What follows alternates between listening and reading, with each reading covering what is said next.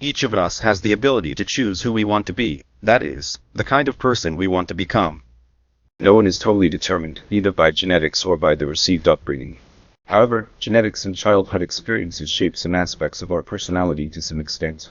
Researchers realize that our parents or caregivers influence our love styles in adult life through the ways they raise and educate us.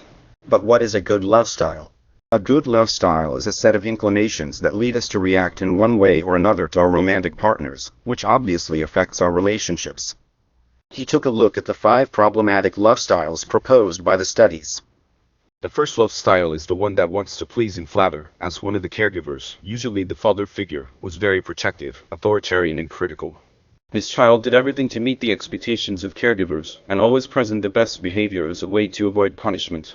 On growing up, the pleaser or flatterer feels uncomfortable when facing conflicts with other people, and often has difficulty saying no, hiding what he really feels to avoid conflict in difficult situations. It is not easy for everyone, and when the person realizes that he is not always able to fulfill this mission, he becomes stressed, and may have a breakdown or run away from relationships. A person who assumes the victim's loving style was a child who grew up in a chaotic domestic environment, in accordance with the various forms of violence. This child learns to make himself invisible so as not to draw attention to himself, staying off the radar of aggressive caregivers.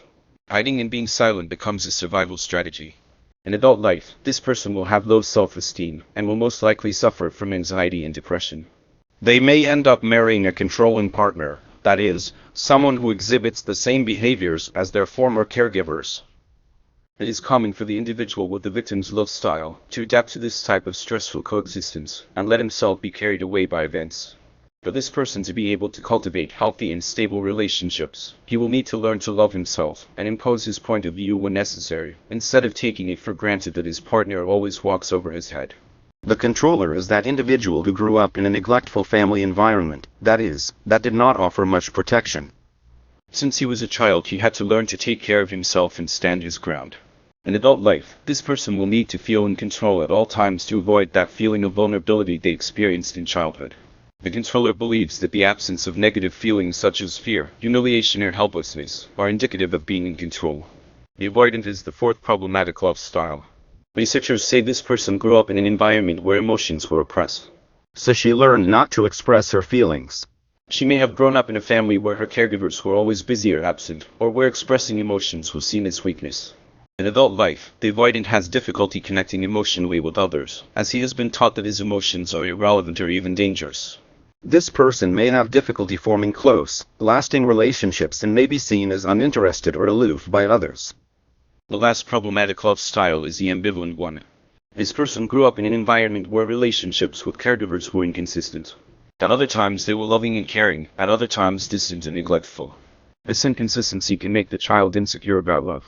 In adult life, the ambivalent may have difficulty trusting others with their own feelings. This person may alternate between being very attached to a partner and then suddenly pulling away. She may feel insecure in a relationship and may need a lot of attention and validation. In short, understanding different love styles can help identify troublesome patterns in our own relationships.